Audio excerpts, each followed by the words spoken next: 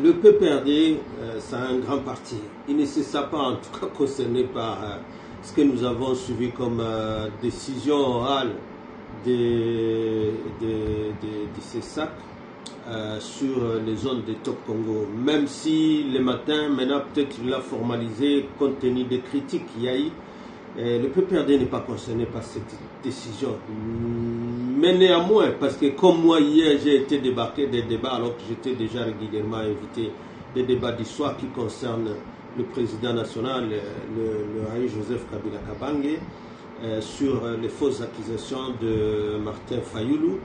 Mais en dernier meeting, à cause de cette décision illégale et arbitraire, j'ai été débarqué de ces débats-là et c'est donc un préjudice que les partis ont subi et même l'opinion qui soutient le Raï Joseph Kabila Kabange et qui soutient le PPRD.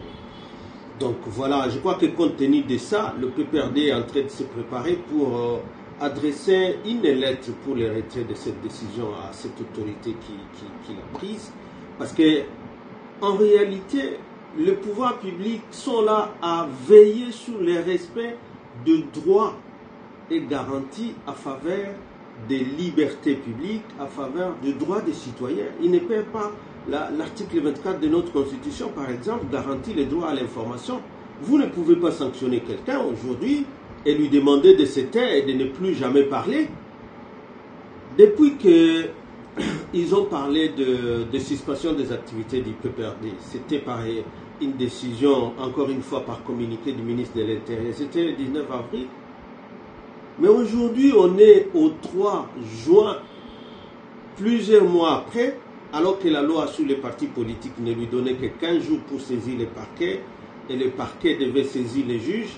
Il n'y a que les juges, selon la loi sur les partis politiques, qui peut proroger cette suspension ou alors prononcer la dissolution. Ça n'a jamais eu lieu. Donc, qui cesse de s'amuser avec les noms du PPRD. Le PPRD a déjà repris, conformément à la loi, ses activités, repris d'office ses activités. Donc, nous avons la liberté de passer partout et on n'est pas concerné par cette décision. Si on va le saisir, c'est pour justement qu'il s'amende et qu'il retire ça.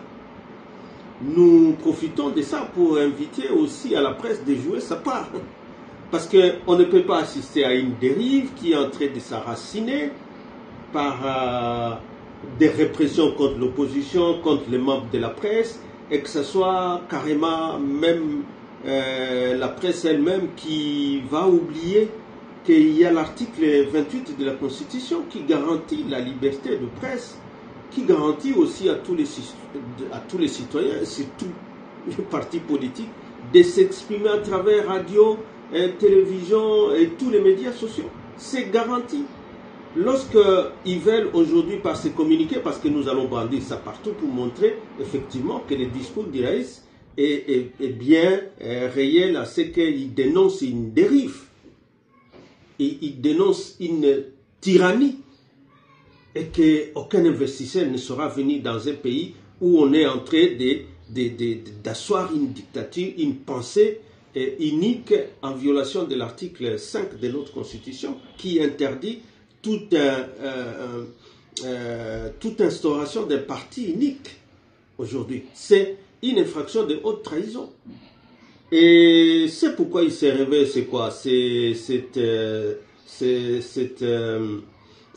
qu'on appelle le discours de l'opposant Martin Fayoulou, qui montre bien son rapprochement avec les régimes, mais qui malheureusement sort des accusations graves et même des sanctions, parce que quand il dit que Kabila se retire de Goma, c'est comme s'il rendait un jugement. Lui est un opposant, l'est-il encore vraiment?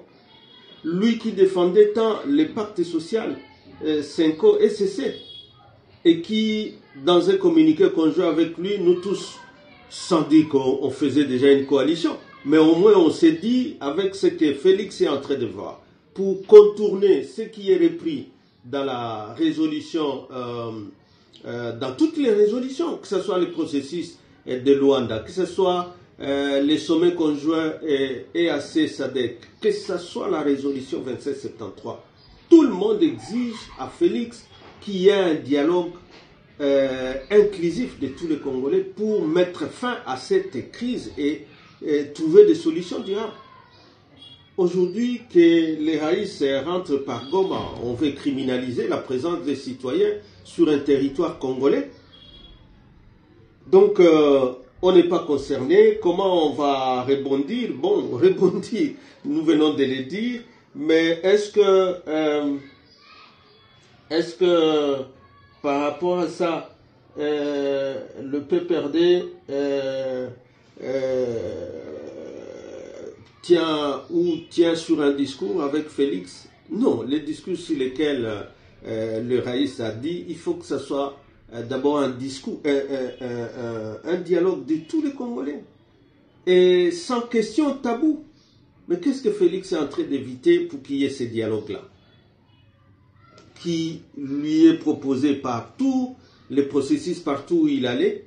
Kabila n'était pas là lorsqu'il négocie avec les M23 à Doha. Kabila n'est pas là. Lorsqu'ils sont à Washington, Kabila n'est pas là. Aujourd'hui, lorsqu'on dit en matière de collision avec l'ennemi, aujourd'hui, qui est l'ennemi? On peut se poser aussi la question. Qui est l'ennemi pour les pouvoirs? Parce qu'il parle bien avec le Rwanda dans tous ces dialogues-là. Et maintenant, alors que c'était une ligne rouge qui ne parlera plus jamais avec l'AFCM 23, il est en dialogue avec l'AFCM 23. Alors, lorsqu'on dit que l'ancien président, le fait d'habiter à Goma et de rentrer dans sa résidence de Goma, ça devient une collision avec l'ennemi. Quel est cet ennemi? Parce qu'il parle. Même les communiqués de M23 passent sur RTNC. Et pourquoi nous, on refuserait? Alors qu'il n'y a jamais eu. Je viens de vous dire que la suspension par le ministère de l'Intérieur est tombée caduque du fait de la loi, et que donc le parti n'est pas frappé par aucune autre décision. Parce que s'il fallait prolonger la suspension, c'était par un jugement qui n'a pas, les juges qui n'a jamais été saisi. Et même si on parlait de la levée des immunités et des poursuites annoncées par le ministère de la Justice, par le fait de cette levée-là, mais pourquoi alors se précipite-t-il ces sacs-là pour commencer à prendre d'autres mesures? Parce qu'en réalité, ça, c'est des mesures contre le parti, des mesures indirectes qui ne disent pas son nom.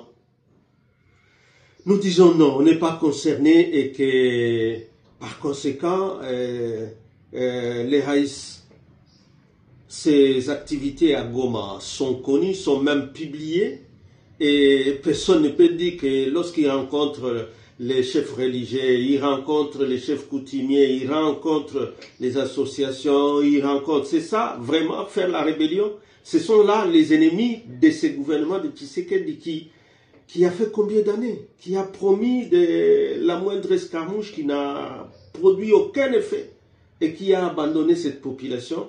Mais maintenant qu'un citoyen, un président honoraire trouve qu'il doit compatir, qu'il doit être solidaire aux côtés de cette population abandonnée par le gouvernement de Kinshasa, ça devient quel crime? Ils énoncent ça. Par quelle loi c'est interdit? Par quelle loi un élu au suffrage universel direct du reste, comme celui-là, même honoraire, il ne peut plus consulter ou être consulté par sa population. Voilà ce que nous disons. Donc il n'y a aucune collision, il y a plutôt collision de ceux-là qui étaient à Genève. Je continue à dénoncer cet accord de Genève parce qu'on a vu ça, tel qu'ils sont en train de se rassembler. On verra si vraiment le dialogue avec Félix que veut Martin Fayoulou, c'est celui des positionnements où il veut avoir un poste contre celui qui est proposé par tout le monde, société civile, nous, FCC à travers l'ancien président de la République comme autorité morale du FCC, ce qui est dans les résolutions que je viens d'invoquer. Si c'est vraiment des postes, alors on se dira qu'ils ont un autre agenda qui est un agenda contre la population. Voilà.